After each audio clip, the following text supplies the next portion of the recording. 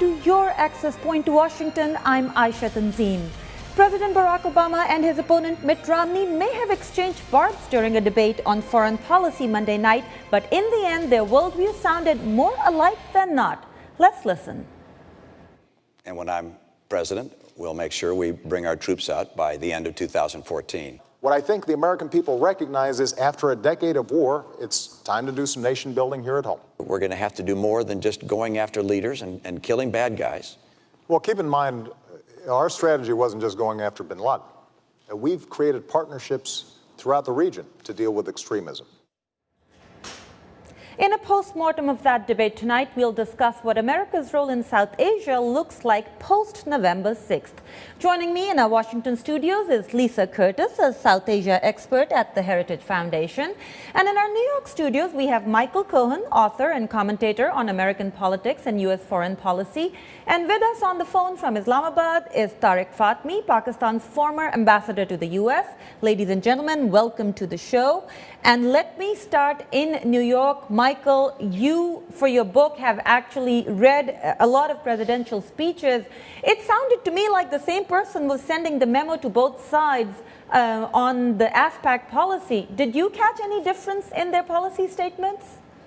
Not really, no. I mean, both Governor Romney and President Obama have adopted a relatively similar position on Afghanistan, as they have, frankly, on a lot of different issues. If you look across the Middle East, from the policy, their view on the Arab Spring, their view on Syria, Israel and Iran, there's not a lot of daylight between the two candidates on Middle East issues and issues related to South Asia. I think, in a sense, what you have here happening is that Mitt Romney would like to find a way to criticize President Obama on his Afghanistan policy. There are places to criticize him, but unfortunately, I think for Romney, it's very hard to do so because Obama's adopted a very popular position, which is that he's getting out of Afghanistan. So I think for Romney, the safe play is just to go along with that policy. Okay, we'll come back to what the criticism, if any, should be, but our readers on Facebook seem to agree that there was no difference, because here are two comments that we received. Mohammed Ibrahim said, I think not much will change as the U.S. foreign policy is institutionalized, not personalized. Mr. Arshad Ali seems to agree with him. No foreign policy change in Pakistan towards Pakistan expected. But even though we didn't see any difference, Lisa, we at least know what Governor Romney thinks about the relationship with Pakistan, which until now we hadn't heard. So let's listen to what he said about Pakistan. This is a nation which, if it falls apart, if it becomes a failed state, there are nuclear weapons there. And you've got terrorists there who could grab their hands under those nuclear weapons. This is an important part of the world for us. Pakistan is technically an ally. And they're not acting very much like an ally right now, but we have some work to do. Ambassador Fatmi in Islamabad, you heard that. From Pakistan's perspective, is it good news that Governor Romney is promising to stay vested in Pakistan, or is it bad news that he's talking of Pakistan as a problem? It's an interesting question, because many Pakistanis were rather pleased to hear at least some reference to Pakistan being made in the foreign policy debate. But as you have rightly pointed out, the reference has all been negative. All the concerns have been highlighted, whether it is the nuclear, whether it is terrorism, whether it's the failed state, and all of that. So I think Governor Romney, if he were to enter the White House, I do not see a fundamental change in the policy, because the drones will continue coming in, and actions when needed would take place. And therefore, I see it as a basic challenge for both the United States and Pakistan, because if both candidates are determined to bring about the exit in 2014, how does that exit take place? What role does Pakistan play in that particular development? Will Pakistan be perceived as a helping? Will Pakistan be perceived as retarding?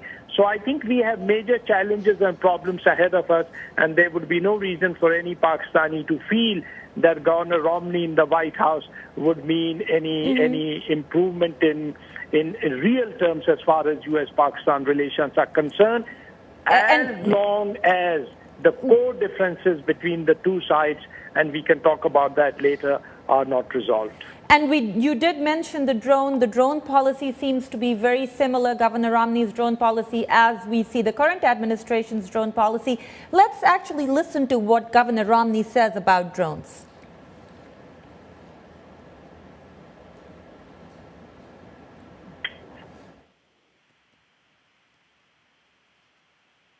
It's a threat to us and our friends around the world. Okay, well, for technical reasons, we probably didn't get to that sound, but we'll come back to it. But here's a question. We all seem to agree here, including our Facebook guests, that the policy is carbon copy of one another. So I'll start with you, Ambassador Curtis, and say, does America right now have like the perfect policy for Pakistan, or should there be criticism from the other side? Well, I think it's true. It's striking how similar Romney and Obama's policies are on both Afghanistan and Pakistan. The fact that Governor Romney supported the 2014 pullout, the fact that he did not criticize President Obama, again, on the timelines for withdrawal, which he has done in the past.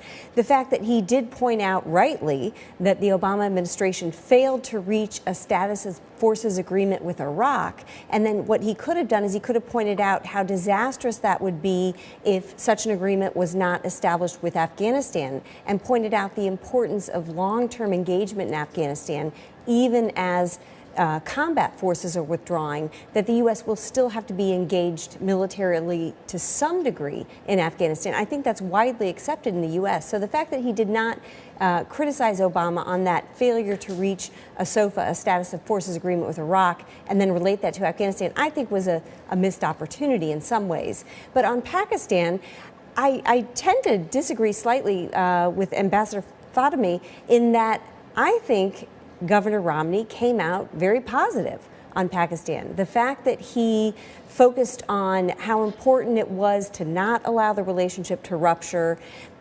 He did not castigate Pakistan for the sanctuaries, the Haqqani Network Sanctuary, the Taliban Sanctuary that are still in Pakistan. Now, he did reference those in a very subtle way, but really, I think he was really very positive, and I think his remarks demonstrated an understanding of the complexity of the relationship with Pakistan that probably many Americans themselves don't understand. So I think in that way, he came across statesmanlike. Do you see any difference, though, from what the current administration is doing to what he might do? Well, one slight difference was he clearly indicated his support for conditioning aid to Pakistan. And I think the administration has tried to fight that. We've seen the Congress has very much wanted to put more conditions on aid. The administration has fought those conditions to the point where recently Secretary of State Hillary Clinton decertified Pakistan for receiving military aid, but waived that decertification on national security grounds. So, whereas you could see that as one more step toward conditioning aid, still, I think the Obama administration has been reluctant to go down that path, whereas Romney clearly indicated his administration would do so. Okay. Now, one thing I found very interesting was President Barack Obama's comment about going after bin Laden in Pakistan. We want to hear, in his own words, what he said about going after bin Laden in Pakistan.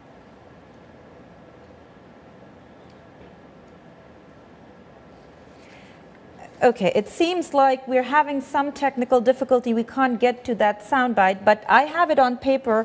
And he said, if we had asked Pakistan for permission, we would not have gotten him. Ambassador Fatemi, what does he mean by that? Well, this has been said in the past as well by him and by other people in the administration, including very senior White House officials. This basically means that the president continues to believe that there is not that level of trust between the two countries that would have permitted the safe execution of such a sensitive operation. And therefore, it is once again highlighting the fact that there are major differences between the two countries. Okay, Michael, I want to ask you, is this like a clear indication of I was hearing that comment and I'm like, is he saying if we told Pakistan they would have tipped bin Laden? Is he saying Pakistan would not have allowed us to go in and would have wanted to do it themselves? Is he saying that Pakistan would have messed it up some other way? What was he trying to say? I mean, I think it's pretty obvious what he was saying, which is that he doesn't trust the Pakistanis, and he thinks that if he told them about it, they would have somehow word would have gotten to bin Laden and he would have escaped. I think that speaks to the level of mistrust that exists between the U.S. and Pakistan right now. And, you know, I think that from that perspective, there's not a lot of disagreement by either Romney or Obama on that point, to be honest. And you know, look, the issue to me, and I find sort of fascinating a little bit, is that, you know, the real question that needs to be asked is what happened after 2014, right? That's the real issue as far as U.S. policy in the region. I mean, first of all, neither candidate is being honest about the fact that after 2014, there will still be U.S. troops in Afghanistan. Maybe not combat troops, but almost certainly special forces troops and JSOC troops and troops and units that are probably engaging in some kind of use of military force. That's the first thing. The second thing is that what's the prospects for political resolution and political reconciliation? And neither candidate was asked about that question, and both candidates, you know, need to talk about that because that is the real issue. How much will the U.S. You know, move forward on potential political reconciliation with the Taliban, or will they try to maintain the status quo after 2014? You know, my guess is that President Obama is much more likely to move forward with political process and political reconciliation than Governor Romney. But that's a question that should be asked and wasn't answered. In a lot of ways, the debate, as it focused on South Asia, sort of, you know, really ignored the key issues and ended up being just sort of a regurgitation of talking points by both candidates. Okay, now another issue that wasn't mentioned in the debate was India. If America is planning to leave by 2014, even if they leave a couple of thousand troops behind, India is going to be a major player in the region, and I was surprised by the absence. So tell me, Lisa, how will America's relationship change or not change with India, and how will that impact Pakistan? Well, I think if you read the candidates' platforms on the issue of India, they're very similar. President Obama and Governor Romney both talk about the importance of a strategic partnership with India and how important that is moving forward. But the question would be, how do they see India's role in Afghanistan? And there you might see shades of difference if you were to get in a longer conversation. I think there is some skepticism in the Obama administration, within parts of the Obama administration, about India's role. But then other parts of the administration, I think, are becoming more welcoming of India's role. They're seeing that India, by providing assistance, humanitarian assistance, helping to support democracy, actually is playing a helpful role to U.S. goals in the region. And I think that's been an evolving position. But one thing I wanted to point out, because I think Michael's absolutely right on the fact that they didn't talk about the real issues post-2014 Afghanistan. But I think if you look at Congressman Ryan and what he said in the vice presidential debate, he was much more forceful on the U.S. should not lose its gains in Afghanistan, whereas Governor Romney chose to focus on being quite categorical that U.S. combat troops will leave by the end of 2014. So I think we saw a bit of a difference there. He almost said, come hell or high water, we are leaving. we're out of there. Let me just bring Ambassador Fatmi into the mix. And Ambassador Fatmi, first of all, tell me, do you think from a Pakistani perspective that the Republican administration will understand more what Pakistan's concerns are in Afghanistan vis-a-vis India? And, or do you think the Obama administration was more understanding? Well, there are sections of people in Pakistan that continue to believe in this old myth that the Republican presidents are somewhat more understanding or sympathetic towards Pakistan and its objective. I think that phase is over now.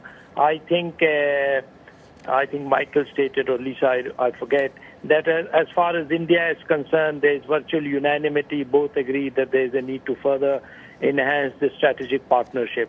And I think, again, both administrations will see relations in Pakistan at least for the next few years after 2014 through the prism of Afghanistan. Afghanistan has dominated Pakistan-U.S. ties, and I think they'll continue to influence those. because I think the others have stated, and I wish to add to that, that what happens in Afghanistan 2014 is going to have a huge impact on the course of relations between Pakistan and the United States. And whether Pakistan likes it or not, there will be a tendency on the part of the American administration, whoever is in the White House, to hold Pakistan responsible, or at least to share the blame for some of the inevitable setbacks and failures that are likely to take place leading up to 2014 and especially after 2014. So let me start from here, and then Michael, I'll come to you, and then Ambassador Fatmi. We'll talk about what they didn't talk about in the debate, which is, first of all, what is your criticism of Obama administration's policy on Afghanistan or Pakistan? You said, you know, Governor Romney didn't do it, but we're not running for president, we can. So why don't you start? Well, I think the Obama administration has made many mistakes on Afghanistan. The first being to announce the beginning of U.S. troop withdrawals in July 2011, which President Obama announced way back in December 2009, 3 years ago, before the surge of U.S. forces, the 30,000 additional forces, had even begun. And what that did is, I think, it emboldened the Taliban, and it made our allies, our Afghan allies, more skeptical of the U.S. as a reliable partner. So I just don't think that's a way to fight a war, announcing these timelines for withdrawal. So that was the first mistake. The second mistake, I think, has been in the handling of negotiations with the Taliban. Rather than using this option of negotiations to try to mold the Taliban's behavior, change the Taliban's behavior, break the Taliban from al-Qaeda, what the administration seems to be doing is trying to quickly strike this deal with the Taliban. For instance, they almost released 5 top Taliban leaders, according to credible media reports, but really had not negotiated anything in exchange. That was supposed to be a confidence-building measure. I think that would have been disastrous. I think before we're going to release any more Taliban prisoners, you have to get some kind of guarantee that the Taliban will participate in a normal political process, they will respect human rights, they will break from al-Qaeda. We have to have some way to verify that. So I think they have fumbled the negotiations. And lastly, I just want to say one more thing. I think the biggest mistake the Obama administration has made is President Obama has not explained to the American people why it is critical that the Taliban not regain influence and we not allow that to happen so that al-Qaeda can reestablish its base there. He has not done a good job of explaining to the American public why we are still there. So, Michael, first of all, tell me if you want to add something to what Lisa said, but also one thing I want to ask in addition to that, which is Governor Romney in the beginning, when he was running in the primaries, kept saying, I would not have announced a timeline, that's a bad idea, and now all of a sudden he seems to agree with it. So is it because of domestic politics, or do you think that his actually policy position has changed? No, I think it's all politics. The war's unpopular, and there's no reason to talk about keeping troops in Afghanistan any longer than the president has said. I want to go back to what Lisa said, though, because I think she's absolutely right that the administration's policy in Afghanistan has been pretty bad. But for none of the reasons that she said, I actually disagree with her pretty fundamentally, that the problem was not announcing a timeline to withdraw troops. The problem was ever surging troops in the first place. The policy that was announced December 2009 to send troops to Afghanistan has not worked. Obama was right to pull the plug on it, but he was wrong to ever do it in the first place. It has not been successful. It has not done enough to blunt the Taliban's momentum, and it certainly we haven't done enough to build up the Afghan government. The second thing about negotiation, I disagree also in that we should be doing much more than we have been doing to push forward with negotiations with the Taliban. I'm very supportive of these confidence-building measures because, frankly, we have very little leverage in negotiation. We are leaving. They know we're leaving, and we're leaving not just because President Obama announced it, but because there's no support in this country for continued escalation and continued long-term counterinsurgency in Afghanistan. The problem, as I see it, from day one, is the administration has basically ignored Pakistan's, I think, somewhat legitimate interest in Afghanistan. The policy has been, let's pursue a military solution and defeat the Taliban. This policy obviously runs counter to Pakistani interests. Pakistanis don't want this. And so it's created the situation of tension between the two countries and has led to what is basically now a proxy war between the U.S. and Pakistan. So I think, the best way to move forward with this is for the U.S. to sort of recognize Pakistan has legitimate interests in Afghanistan. Those interests are going to have to be appreciated more than they have been. And the U.S. is going to have to find a way to be more serious about political reconciliation. If you go back to 2009, the administration policy has basically been a military-only approach to Afghanistan, and that has not worked. Okay. It is long overdue to approach this issue from more of a political standpoint. Okay, let's bring Ambassador Fatmi in it. You've heard both of them. Do you agree with either one, or which one, and what do you want to add? Well, you wouldn't be surprised if I was to say that I am more in sync with what Michael has stated. I think the administration has made mistakes, but there are reasons if one has to believe what people like Woodward have stated, that President Obama was virtually buffeted around by various groups, including the CIA and the DOD and the rest of the people. And in his desperation, in his desperation not to get a consensus view from these actors, he finally, I suppose, went for a compromise, announced a deadline for departure, and also agreed to a search, and thereby tried to please, and in the process, he displeased all sides. Now, as regards negotiations, Lisa is really very well informed on this part of the world, but I have to disagree. I think the fact that the administration went back on its promises, has not pursued a dialogue in a serious manner, or not even honored some of the commitments that they made by stating that, there's opposition to it in Congress, or that it was not a written agreement or any such thing, has really upset a large number of Taliban. And of course, though I do not talk to the Taliban, I talk to people who are friends of Taliban, and they say that if this is the way the United States wishes to talk to us, then obviously we are not interested. And the deadline having been given, the Taliban have to do nothing but sit and outwait them. So therefore, the negotiations have not been pursued with the sincerity and seriousness that they deserve. And secondly, I think Michael is very right. Pakistan, for reasons that are well known and don't need any repetition, obviously has an interest in a stable and orderly Afghanistan, and therefore some kind of an understanding for Pakistan's concerns regarding a future political dispensation in Afghanistan is absolutely essential. And I also want to add that the earlier claims that Pakistan was thinking in terms of Afghanistan being a strategic depth and all that has been abandoned. No sane person in Pakistan is now attached to any such claims.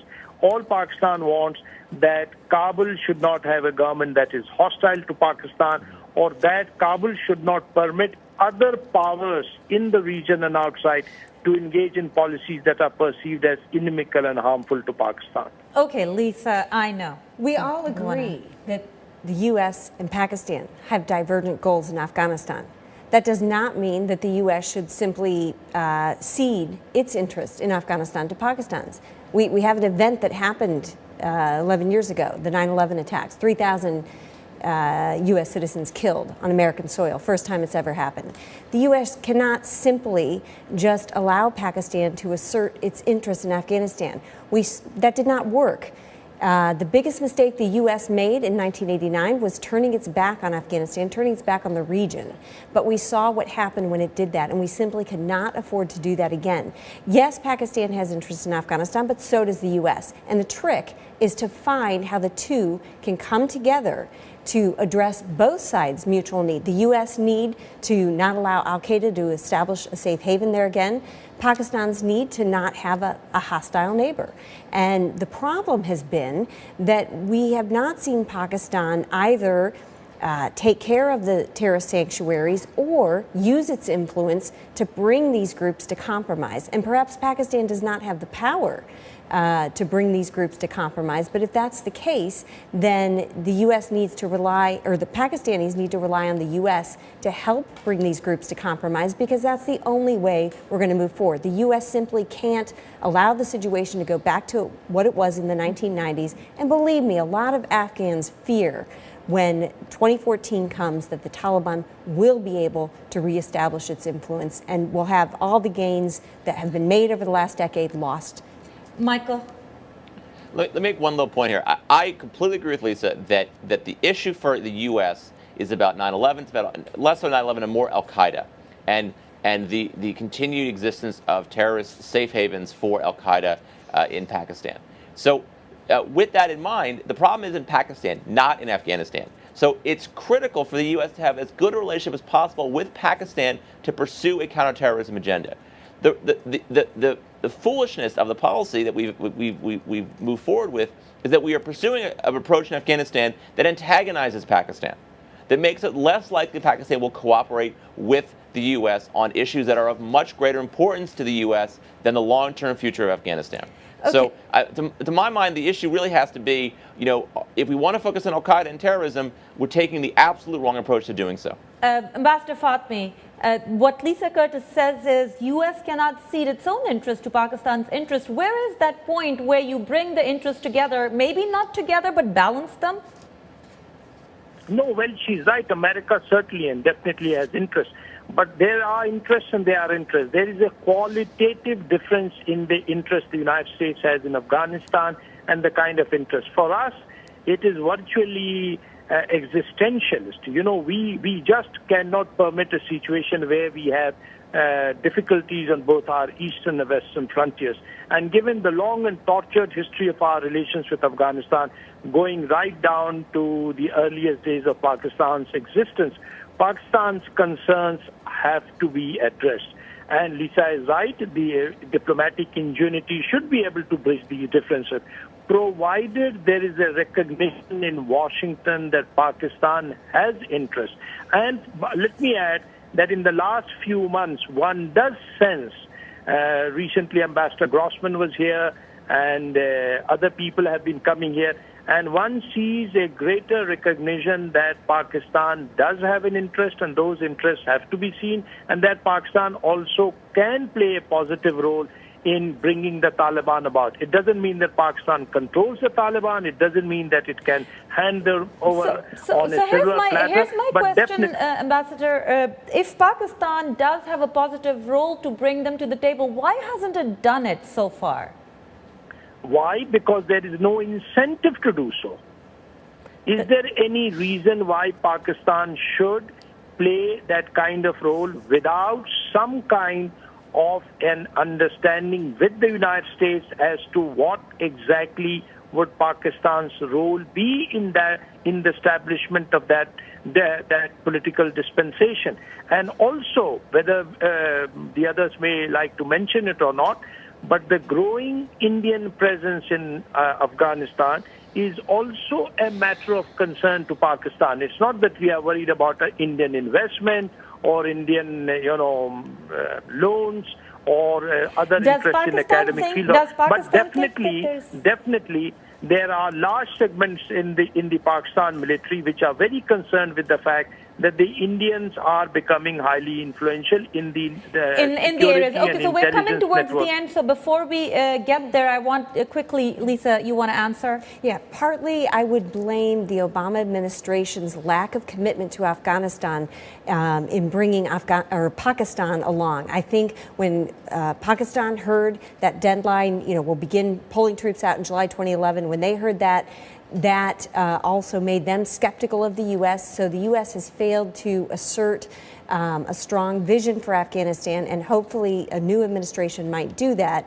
That's number one. Number two, I would just say that Afghanistan is a sovereign nation, okay? And just as Pakistani leaders would not want India to play some kind of deep role in determining the political dispensation in Pakistan, Afghans don't want Pakistan to be playing a deep role in determining their political future. And I think that's something that Pakistanis need to come to grips with.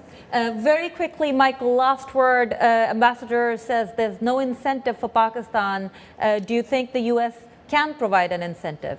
Yes, I mean, he's absolutely right about this, by the way. By saying from day one that the U.S. was going to impose a military solution or seek a military solution to the conflict and basically defeat the Taliban militarily, it said to the Pakistanis, we have no interest in negotiating and no interest in protecting your interests in Afghanistan. There was no incentive given to Pakistan to want to work with the U.S. toward a political resolution. I think once the U.S. gets past this notion as a military solution, recognizes the Taliban has to be able to play a role in Afghan's long-term political future, then I think we might see some movement on the political process. But until that happens, I think, continue to see the U.S. and Pakistan at loggerheads over Afghanistan. Well, thank you so much. We have to end the program now. I want to thank my guests for joining us, Lisa Curtis, Michael Cohen, and Ambassador Tariq Fatmi from Pakistan. And thank you for watching Access Point.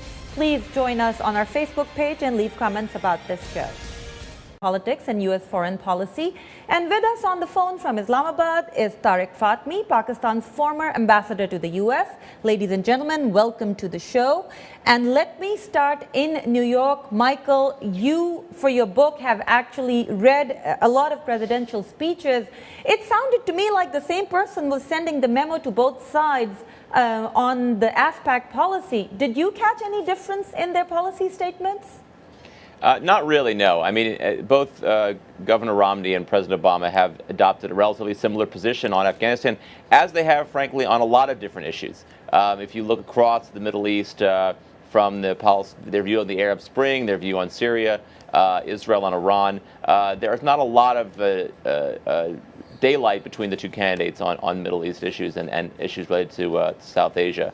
I think, in a sense, what you have here happening is that Mitt Romney would like to find a way to criticize President Obama on his Afghanistan policy. There are places to criticize him, but unfortunately, I think for Romney, it's very hard to do so because Obama's adopted a very popular position, which is that he's getting out of Afghanistan.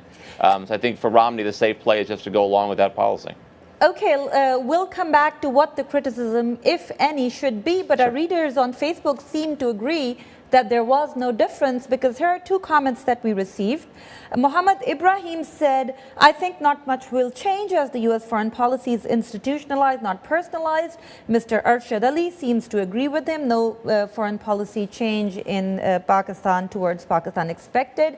But even though we didn't see any difference, Lisa, we at least know what Governor Romney thinks about the relationship with Pakistan, which until now we hadn't heard. So let's listen to what he said about Pakistan. This is a nation which, if it falls apart, if it becomes a failed state, there are nuclear weapons there. And you've got terrorists there who could grab their hands under those nuclear weapons. This is an important part of the world for us. As a basic challenge for both the United States and Pakistan, because if both candidates are determined to bring about the exit in 2014, how does that exit take place? What role does Pakistan play in that particular development? Will Pakistan be perceived as a helping? Will Pakistan be perceived as retarding? So I think we have major challenges and problems ahead of us, and there would be no reason for any Pakistani to feel that Governor Romney in the White House would mean any improvement in real terms as far as U.S.-Pakistan relations are concerned, as long as the core differences between the two sides, and we can talk about that later, are not resolved. And you did mention the drone. The drone policy seems to be very similar, Governor Romney's drone policy, as we see the current administration's drone policy. Let's actually listen to what Governor Romney says about drones.